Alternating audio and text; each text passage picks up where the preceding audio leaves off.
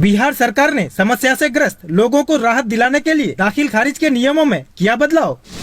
दाखिल खारिज mutation appeal के मामलों में ऑनलाइन आवेदन देने के लिए 2006-7 की समय सीमा हुई खत्म।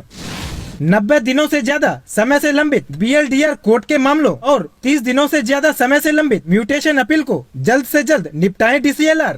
बिहार सरकार ने भूमि समस्या से ग्रस्त लोगों को राहत दिलाने के लिए दाखिल खारिज के नियमों में बदलाव किया है। दाखिल खारिज म्यूटेशन अपील के मामलों में ऑनलाइन आवेदन देने के लिए 2006-7 की समय सीमा खत्म कर दी गई है। अब उससे पहले यानी 16 साल पहले के पुराने मामलों के निष्पादन के लिए भी DCLR कोर्ट में अपील दायर किया जा सकता है। इसके लिए सॉफ्टवेयर में जरूरी संशोधन कर दिया गया है। राजस्व एवं भूमि सुधार विभाग के सचिव जयसिंह ने इस संबंधित सभी DCLR को एक पत्र लिखा है। मिली जानकारी के अनुसार अभी DCLR को निर्देश दिया गया है कि दाखिल खारिज अपील पुनरीक्षणवाद मामलों में वर्ष 2006-7 के पूर्व के मामलों को भी ऑनलाइन स्वीकार करने की कार्रवाई सुनिश्चित की जाए। पिछले दिनों जब ये सेवा शुरू की गई थी तो 2006 के बाद के मामलों में अपील करने का प्रावधान किया गया था। अंचलाधिकारी द्वारा दाखिल खारिज को अस्वीकृत करने की तिथि में भूमि सुधार उपसमाहर्ता को सुनवाई कर निर्णय लेने का अधिकार है। दाखिल खारिज की पूरी प्रक्रिया को ऑनलाइन करने के कुछ दिनों बाद विभाग ने दाखिल खारिज अपील को भी ऑनलाइन कर दिया था। उस वक्त 2006-7 का जो समय सीमा की पाबंदी लगाई गई थी उसे